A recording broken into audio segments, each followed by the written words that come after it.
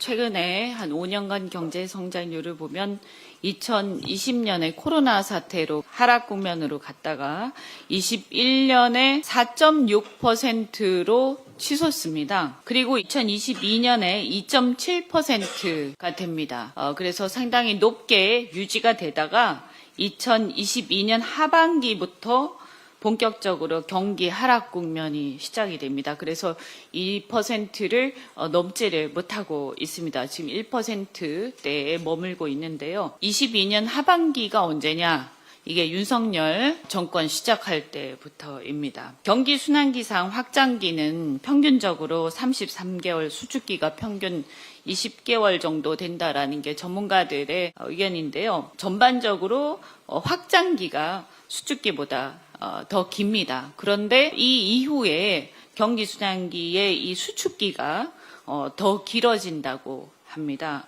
그러니까 굉장히 심각한 상황이 2022년부터 시작됐다. 하반기부터. 전문가들은 작년 말 또는 작년 하반기 정도에 바닥을 찍고 다시 이 국면이 회복될 것이다. 경제 성장률이 회복될 것이다. 이렇게 다들 말씀을 하셨는데 낙관적인 희망이 12.3 내란 사태 이후에 오히려 더 악화되고 말았습니다. 그래서 조속한 탄핵 결정으로 정치적 불확실성이 빨리 해소가 되는 것만이 경제 성장 동력을 회복하는 길이다. 이렇게 말씀을 드립니다. 조속한 탄핵 결정이 필요하다. 그런 의미에서 많은 분들이 지금 윤석열 구속 취소 이후에 탄핵이 혹시 뭐가 문제가 되거나 이런 거 아닌가 하고 불안해하시는 분들이 많은데요. 이것은 전혀 그럴 가능성이 전혀 없습니다. 이미 구속 취소하고 탄핵의 실질적인 판단은 전혀 상관이 없다라는 말씀도 드렸지만 우리가 하나하나 따져보면 너무나 당연하다고 생각합니다. 헌재 탄핵 심판 2차 변론 기일에 재판관들이 주도한 쟁점과 증거를 5가지로 정리를 한 바가 있습니다. 그 5가지는 첫 번째 비상계엄 선포이고 두 번째 포고령 1호 발령에 관한 것이고 세 번째 군경을 동원해서 국회를 봉쇄했냐 하는 것이고 네 번째 군동원, 선관위, 압수수색, 선관위 침탈에 대한 것이고 마지막으로 정치인, 법조인 등 체포 지시에 관한 것입니다. 그런데 여기에서 보시면 비상계엄 선포는 명백하게 전시 또는 사변이라는 헌법상의 요건을 갖추지 않았습니다. 이미 오래돼서 또 잊어버리셨는지 모르지만 너무나 명백했습니다. 그리고 국무회의 실체적, 절차적 흠결이 있었고 회의록도 없었습니다. 그것은 우리가 한덕수 전 총리 진술을 들으시면 분명하게 그렇게 얘기를 하고 있습니다. 그것이 형식적, 실체적 흠결이 있었다고 생각하는 거. 저 얘기를 국회에서도 했지만 헌재에서도 했습니다.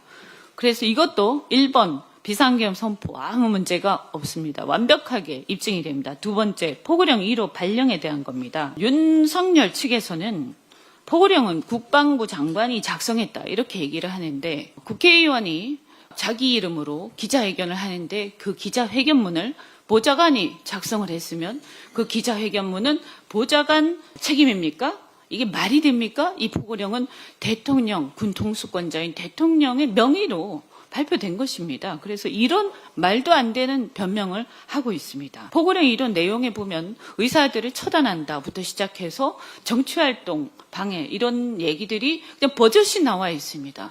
명백한 헌법 위반, 개헌법 위반입니다. 세 번째, 군경 동원해서 국회 봉쇄하는 것.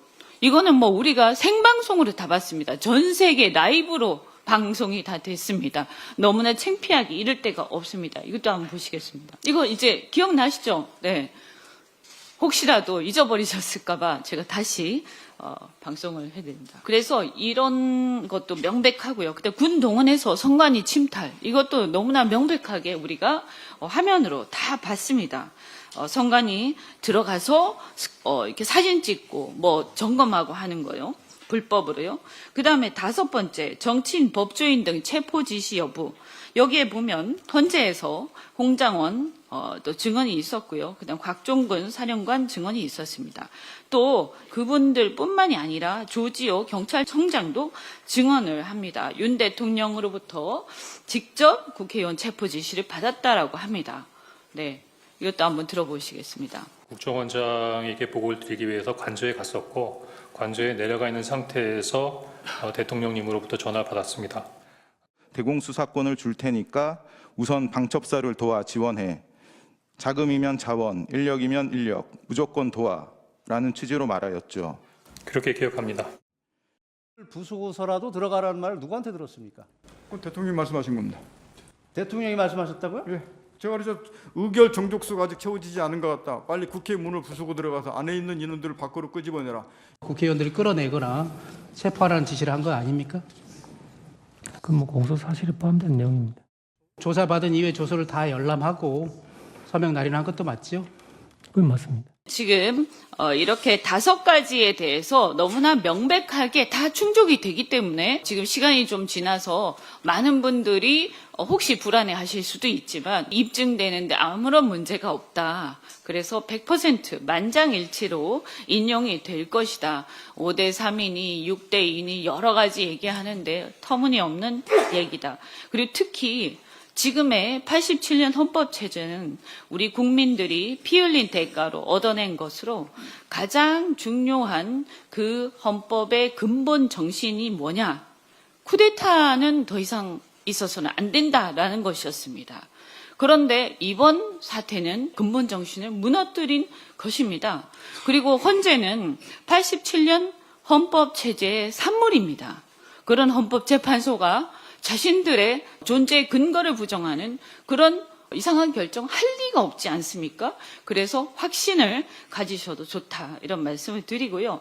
어쨌든 이렇게 극우난동, 극단적인 테러 위협 이런 것들이 계속되는 속에서 헌법 정신에 입각해서 역사에 부끄럽지 않은 결정을 내려야 하는 재판관들의 수고와 책임 얼마나 클지 짐작이 갑니다.